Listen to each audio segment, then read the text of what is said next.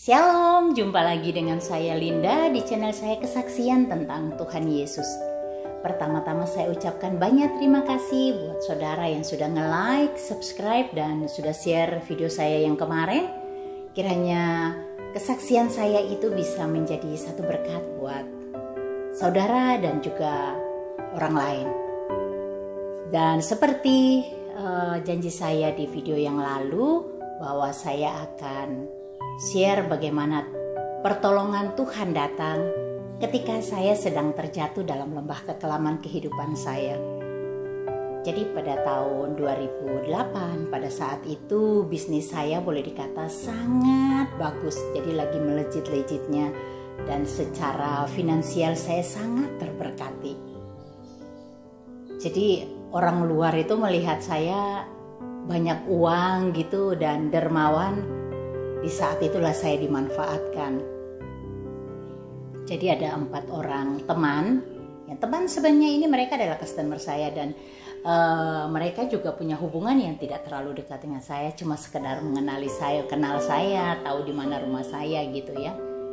Mereka datang sama saya dan minta pertolongan saya pinjam uang gitu intinya. Saya cuma mau bilang buat saudara kalau ada yang pinjam uang jangan diberikan. Lebih baik kita memberikan ikhlas menolong mereka berapa yang kita mampu gitu. Lebih baik daripada kita meminjamkan. Karena nantinya akan menjadi masalah bukan kita yang memberikan itu mendapat perlakuan yang baik. Justru dari sana kita digonggong loh. Ya itu seperti itu yang terjadi dan mereka tidak bertanggung jawab, mereka menghilang, bahkan 2 di antara mereka adalah anak-anak Tuhan. Dan saya percaya mereka juga nonton video saya yang kemarin. Saya cuma mau bilang apa yang kamu ikat di dunia akan mengikat kamu di surga. Lebih baik berusaha untuk bertanggung jawab untuk melepaskan apa yang menjadi tanggung jawab kita. Jangan kita menjadi batu sandungan bagi hidup orang lain, tapi berusahalah menjadi berkat buat orang lain. Jadi pada waktu itu rumah tangga saya juga sedang runyam-runyamnya, lagi dalam masalah yang sangat berat yang membuat saya sudah langganan ke dokter saraf. Jadi saya biasa diberikan obat penenang sama dokter sarafnya. Biasanya dikasih 2 atau 3 butir gitu ya, Sanex. Dan beliau bilang kalau ibu nggak bisa tidur 3-4 malam baru ibu minum, jangan minum tiap malam ya. Iya. Nah, karena saya sudah rutin bolak-balik itu capek juga bolak-balik. Saya ngomong sama beliau, dokter saya mohon bantuannya kalau bisa berikan resep lah supaya saya bisa nggak bolak-balik gitu. Dan beliau memberikan 40 butir Sanex ya resepnya. Saya langsung beli 40-nya dan tidak terbesit sedikit pun dalam pikiran saya untuk melakukan satu hal yang jahat dalam hidup saya. Nggak ada. Sampailah pada saat somasi dari perbankan datang itu membuat saya sudah semakin stres. Saya pikir saya lebih baik mati dan tidak bertanggung jawab. Lebih baik saya lepas daripada masalah ini, daripada saya harus menghadapi suami dan anak-anak. Karena pada waktu itu kalau suami pulang atau anak-anak pulang ke rumah, saya seperti tinggal di dalam api. Saya tidak betah karena situasi yang tidak enak di dalam rumah. Jadi kalau saya pergi kerja, saya pulang itu kadang-kadang jam 8 begitu malam begitu saya nggak pulang ke rumah. Saya parkir di pinggir jalan di bawah pohon. Saya kadang-kadang sampai kecapean tuh saya tertidur di dalam mobil gitu. Karena kalau pulang mereka belum tidur. Jadi saya tunggu sampai malam sekali. Saya telepon pembantu saya, kalau mereka sudah tidur, saya baru pulang. Kalau saya pulang, saya mandi, saya langsung tidur. Jadi saya tidak bertemu mereka. Besok pagi-pagi saya sudah langsung berangkat. Gitu. Jadi saya berusaha untuk saya tidak bertemu mereka. Nah itu membuat saya semakin stres. Dan saya mengambil keputusan lebih baik saya mati.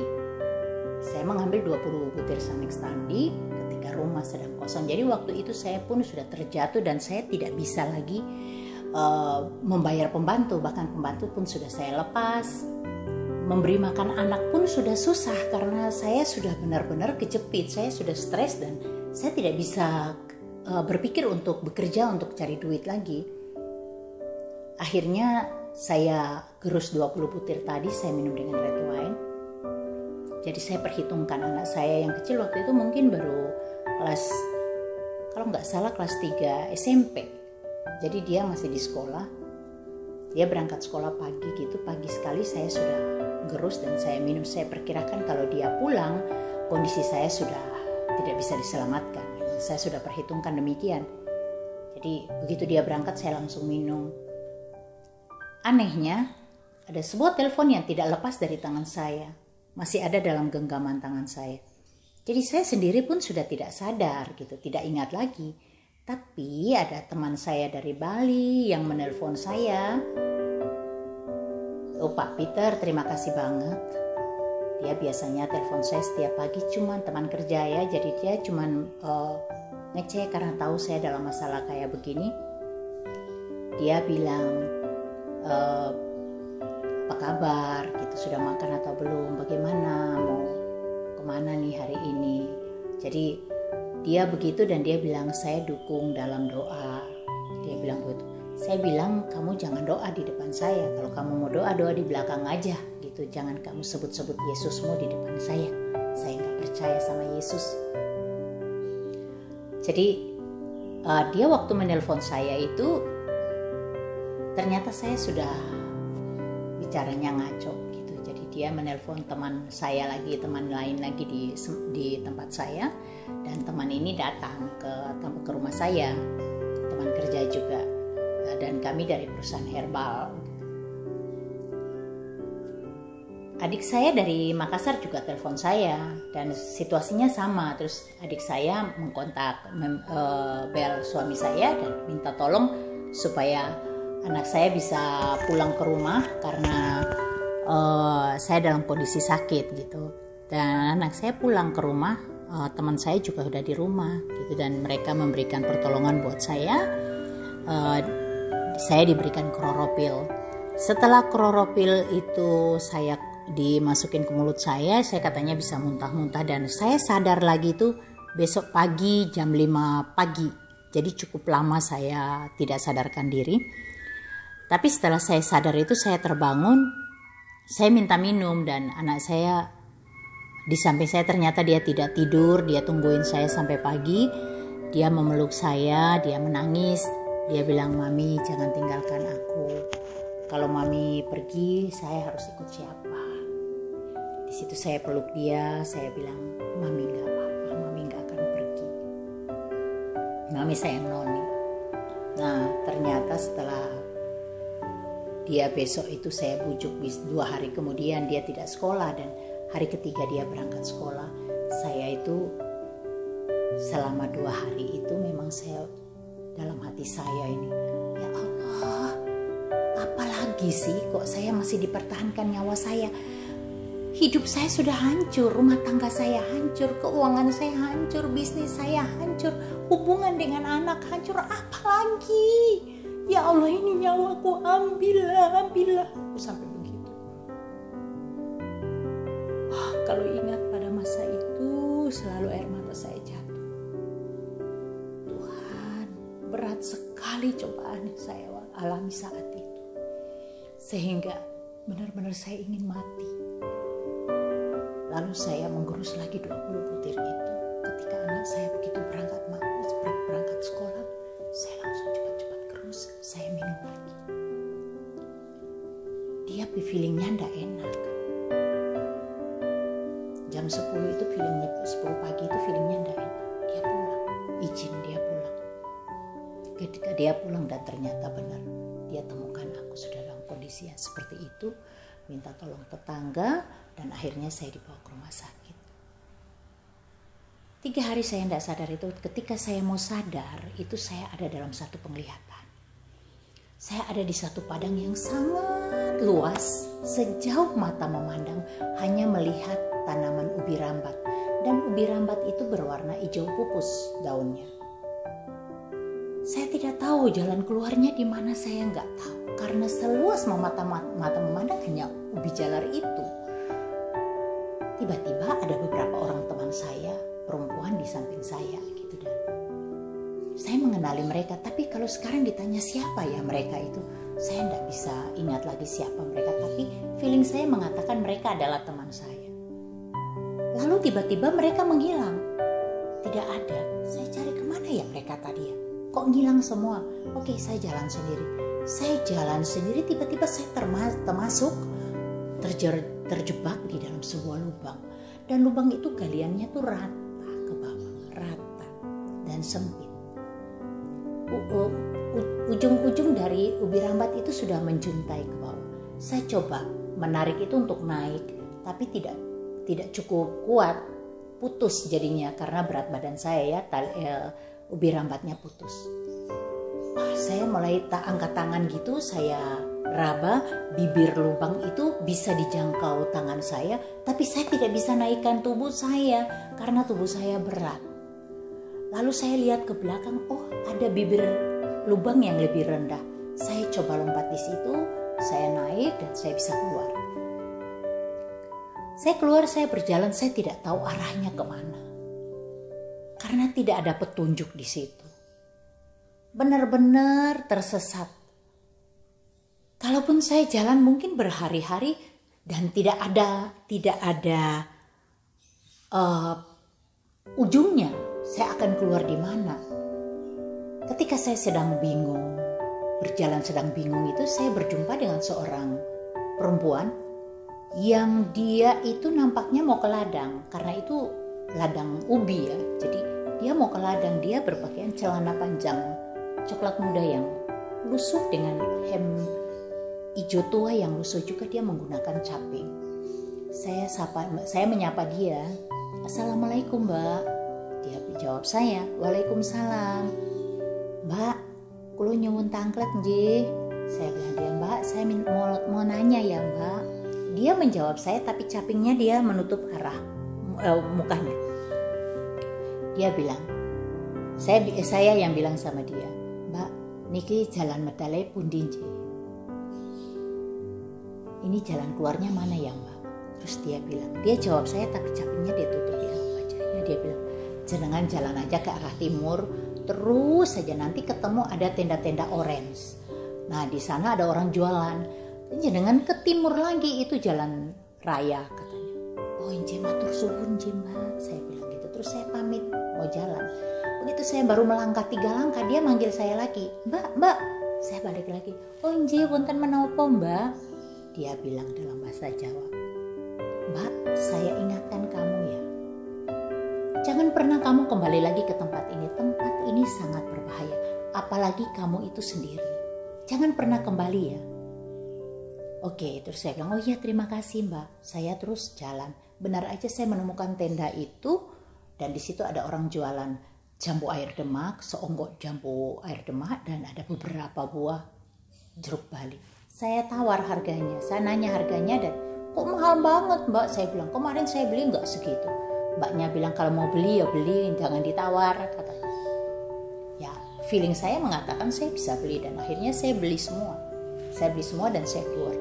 Ketika saya keluar itulah saya sadar dan saya menyadari, oh saya di rumah sakit. Tapi saya mendapat satu kekuatan bahwa saya bisa menyelesaikan utang-utang itu. Karena saya kalau hitung jumlah yang saya harga tadi, itu adalah utang yang di bank yang harus dibayar. Dan saya bisa beli, berarti saya bisa membayar. Setelah keluar dari rumah sakit, saya baru ingat, oh iya saya masih punya sertifikat. Dan sertifikatnya sebenarnya harganya juga nggak seberapa waktu saya beli gitu. Jadi menurut logika saya, sertifikat-sertifikat yang saya punya itu tidak akan pernah bisa menutupi utang di bank. Jadi saya tidak pernah berpikir bahwa itu bisa menolong saya. Tapi ada satu suara di dalam hati saya yang itu sertifikat dijual aja, tanahnya dijual aja. Oke, akhirnya saya buat MMT, saya pasang di sana. Ketika saya pasang, saya tinggalkan, saya mau pulang, baru 2 atau 3 kilometer dari tempat itu ada orang telepon. Ada orang telepon dan saya sebutkan harganya. Ketika saya sebutkan harganya, tidak ada sedikit pun dia menawar. Langsung aja dia bilang, "Oke, saya deal. Oke, deal harga. Besok kita ketemu di notaris." Ya, Dan besoknya lagi terjadi seperti begitu. Jadi kejadiannya tuh terjadi beberapa hari, itu yang amazing. Karena saya bilang, kalau bukan Tuhan yang menolong saya, siapa sih pribadi yang bisa melakukan mujizat seperti begitu? Harganya 10 kali lipat dari harga awal. Itu luar biasa. Dan saya tahu sekarang bahwa pertolongan itu datang dari Tuhan Yesus. Kenapa? Karena Tuhan Yesus sudah meteraikan saya dengan darahnya. Saya bersyukur, terima kasih Tuhan, karena saya dilahirkan dari keluarga Kristen. Berarti saya sudah dimeteraikan dengan darah domba Allah. Saya sudah menjadi miliknya. Apa yang sudah menjadi miliknya tidak bisa diambil oleh yang lain. Dan saya bersyukur karena saat itu Tuhan masih berkenan untuk menolong saya dan saya bisa melunasi semuanya. Sertifikat itu bisa kembali lagi ke saya. Tidak ada orang lain yang bisa menolong kita seperti Yesus. Tanpa pamrih, tanpa minta, kita harus bagaimana? Memberikan sesajen atau memberikan dia upah apapun. Dia cuma membutuhkan ini, hati kita, iman kita. Luar biasa, saya ditolong Tuhan Yesus dan saya tahu bahwa yang bisa menolong saya hanya Dia, yang bisa melakukan mujizat. Itu hanya Dia. Apa yang tidak pernah saya pikirkan, itu yang disediakan Tuhan bagiku. Luar biasa, itu jumlahnya sangat besar dan saya bisa melunasin itu. Itu mujizat besar dalam hidup saya. Dan saya mau bilang, walaupun kita mengkhianati Tuhan, Tuhan itu tidak pernah mengkhianati kita. Mungkin teman, saudara saya, sahabat saya, yang juga sama kasusnya seperti saya masalahnya. Kita yang pindah, kita yang mengkhianati Tuhan. Tuhan tidak pernah mengkhianati kita. Dia Bapa yang setia. Dia gembala yang baik. Dia tinggalkan 99 domba itu untuk mencari aku. Dan ketika dia menemukan domba yang sesat, domba yang bandel ini, dia menggendong. Dan saya bersyukur saya digendong Tuhan. Saya disayang Tuhan. Terima kasih Tuhan. Dan Tuhan izinkan 30 tahun saya menjadi seorang muslim. Saya sering bilang dulu begini sama, waktu saya baru mulai kembali itu saya bilang, Tuhan, kenapa Tuhan tidak ambil saya kembali waktu masih 5 tahun atau 10 tahun? Kok lama banget sih sampai 30 tahun Tuhan? Aku bilang gitu. Tapi Roh Kudus bilang, kalau cuma 5 atau 10 tahun, apakah kamu bisa menjadi saksiku seperti sekarang? Aku izinkan engkau 30 tahun, kau bukan Islam KTP, supaya kau bisa membedakan dan kau bisa menjadi saksiku. Dan saya bersyukur sekarang saya bisa menjadi saksi Tuhan. Bahwa Tuhan Allah kita, Yesus Kristus itu Allah yang hidup. Dia menebus dosa-dosa kita. Dia datang sebagai manusia untuk menebus saudara dan aku. Buat saudara yang sama seperti aku, kita mengkhianati Tuhan mungkin karena cinta. Mungkin karena pasangan kita punya pangkat dan jabatan, atau mungkin hartanya, atau mungkin kecantikan dan kegantengan seseorang. Tapi percayalah, Tuhan itu setia. Dia masih menyertai Anda walaupun tidak di dalam tubuh Anda. Tetapi Dia menyertai. Dan saya rasakan itu. Tuhan terus ada dalam kehidupan saya pada masa itu. Tuhan menolong saya. Terima kasih saudara yang sudah menonton video saya ini. Tolong di like, di subscribe, dan share juga buat menguatkan saudara di luar sana yang mungkin saudara dalam pergumulan masalah utang. Saudara percaya bahwa Tuhan kita tuh Allah yang dahsyat yang akan menolong kita. Tapi bukan berarti saudara tiduran aja di rumah tanpa usaha. Berusahalah, pasti Tuhan buka jalan tepat pada waktunya. Apa yang saya alami, walaupun saya mengkhianati Dia, tapi Dia memberikan mujizat dalam hidup saya. Luar biasa Tuhan kita itu. Terima kasih ya saudara, kiranya video saya ini juga saudara yang belum subscribe dan like dan subscribe, saudara bisa like dan subscribe, saudara bisa share juga buat orang lain supaya bisa menjadi berkat buat banyak orang. Terima kasih, Tuhan Yesus memberkati kita semua.